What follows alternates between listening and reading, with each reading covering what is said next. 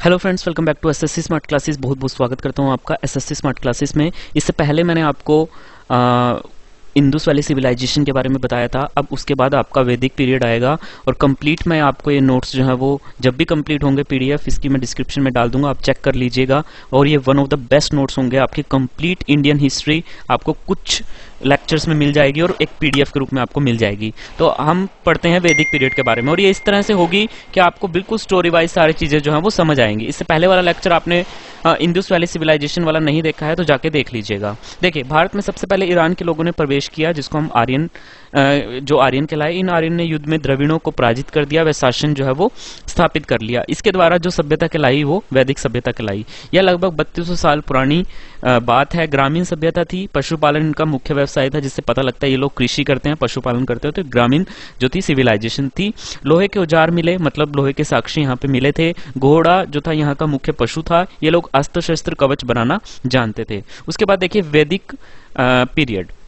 तो वैदिक पीरियड आपका जो पीरियड है वो बेसिकली ऋग्वैदिक पीरियड 1500 से 1000 बीसी, और पोस्ट वैदिक पीरियड उत्तर वैदिक काल 1000 से 600 बीसी। भारत में सबसे पहले आर्य जो थे वो कहाँ पे आके बसे थे? सप्त सिंधु, जो कि पंजाब में है। ऋग्वैदिक पीरियड की मैं बात करता हूँ 1500 से 1000 बीसी की। तो ऋग्वैदिक पीरियड में परिवार जो होता है वो पितृ सत्तात्मक होता है, मतलब पुरुष प्रधान जो होता है, वहां पे पुरुषों की ज्यादा प्रधानता है, उन्हीं की चलती है। इस काल में मुख्य व्यवसाय पशुपालन में कृषि था और ग्रामीण सभ्यता थी ये।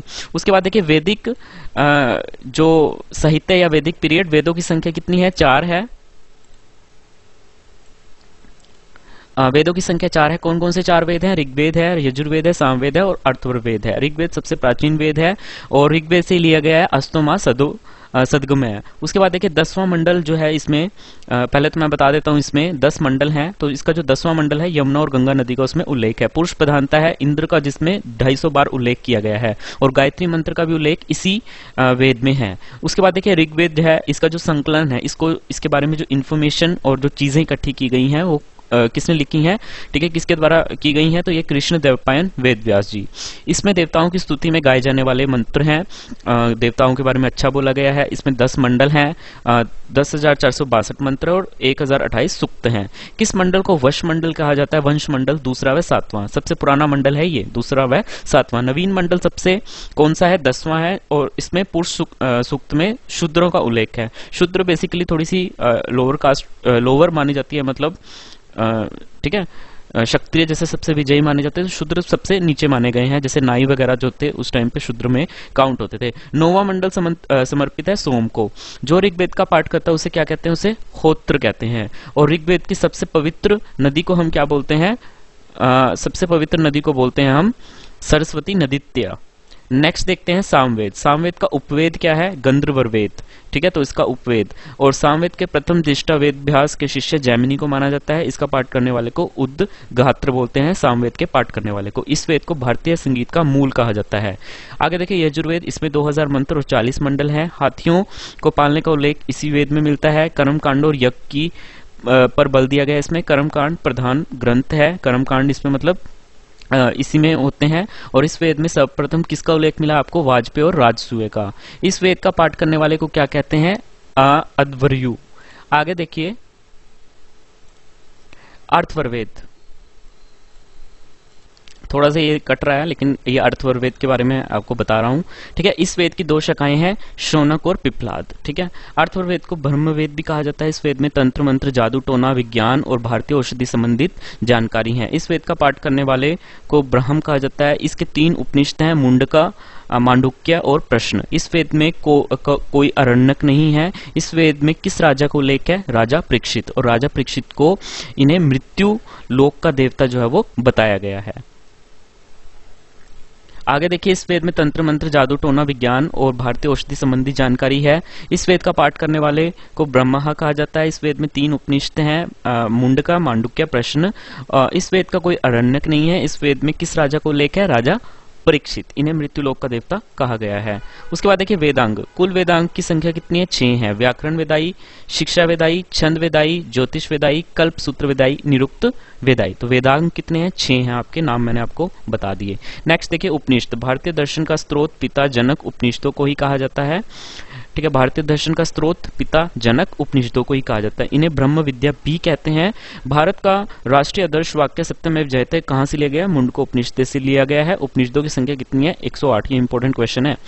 आगे देखिए अरण्यक। अरण्यक क्यों कहा जाता है? क्योंकि ये वनों में लिखे गए हैं। वर्तमान में 7 अरण्यक उपलब्ध हैं। ऐतरेय, तैत्तिरी, शंख्यायन, मैत्रेयनी, तलवकार, माध्यन्दन और बृहदारण्यक। आगे देखिए धर्मशास्त्र किसे कहा गया है? स्मृतियों को कहा गया है। प्राचीन स्मृति का नाम मनुस्मृति है। रचना कब हुई थी? In the middle of 200 BC to 100 BC के बीच में। पुराणों की संख्या 8 है। सबसे पुराना पुराण कौन सा है? मत्स्य पुराण, जिसमें विष्णु का उल्लेख है। ऋग्वैदिक राजनीतिक स्थिति। राजा को जनस्य, विष्पति, गणपति या गोपति कहा जाता था। प्रशासन की सबसे छोटी इकाई जो थी परिवार तथा कुल था। स्त्री सभा और समिति में भाग लेती थी। मतलब ऋग्वैदिक काल में ये जो राजनीतिक स्थिति थी महिलाओं की काफी अच्छी थी। वहां पे महिलाएं पार्टिसिपेट करती थी, सभाओं में जाती थी, समितियों में जाती थी। और ठीक है, विदत ये आर्यों की सबसे प्राचीनतम जो थी संस्था थी। उत्तर वैदिक काल में इस संस्था को समाप्त कर दिया गया था। ठीक है, तो यह आर्यों की सबसे प्राचीनतम जो थी संस्था थी। आगे देखिए कुछ अन्य बातें। वैदिक काल में बलि एक कर था। अर्थवैद के अनुसार राजा को आय का 1/16 भाग ही मिलता था। ऐतरेय ब्राह्मण में पुत्री को कृपण जो है वो कहा गया है। तो कुछ बातें हैं वैदिक पीरियड की। उसके बाद देखिए ऋग्वैदिक समाज। ऋग्वैदिक समाज में समाज जो है 3 भागों में विभाजित था। पुरोहित, राजन्य और सामान्य। पुरोहित, राजन्य और सामान्य। सामान्य में क्या था? इस युग में मुख्य खाद्य पदार्थ चावल और जौ था। गाय को अघन्य कहा जाता था, मतलब न मारने योग्य। घोड़े का मांस अश्वमेध यज्ञ के अवसर पर जो है वो खाया जाता था। जीवन भर अविवाहित रहने वाली लड़कियों को अमाजू कहते थे। वैदिक रचनाएं लिखने का श्रेय किसको दिया गया था? लोपामुद्रा, घोषा, अपाला को। ऋग्वैदिक अर्थव्यवस्था। ऋग्वेद में अर्थव्यवस्था कैसी थी? इस युग में संपत्ति का मुख्य रूप गोधन था। इस युग में प्रमुख शिल्प था वस्त्र बनाना। आर्य मुख्य रूप से सोना, कांसा, तांबा धातु का प्रयोग करते थे और इसमें ये लोग जो थे लोहे से अपरिचित थे ऋग्वैदिक पीरियड में।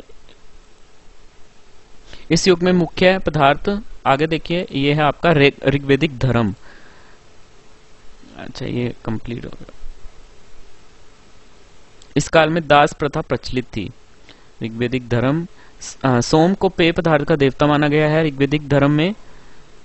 इस युग में इंद्र को पूरे संसार का स्वामी और वर्षा का देवता जो है वो माना गया है। तो ये ऋग्वैदिक धर्म में सोम को पेय पदार्थ का देवता माना गया था। गायत्री मंत्र यह ऋग्वेद के 3रे मंडल में है। ये सूर्य को समर्पित है और इसकी रचना की थी विश्वामित्र ने। और ये लास्ट में है। कुछ वर्तमान नदियां हैं। सदानीरा, गंडक, कुबा, काबुल नदी को बोलते हैं। व्यास को विपाशा बोलते थे। सतलुज को शतुद्री, घग्गर को दृष्टावती और चिनाब को अस्किनी। होप ये वीडियो आपको अच्छी लगी होगी। तो प्लीज वीडियो को ज्यादा से ज्यादा लाइक, शेयर, सब्सक्राइब करें।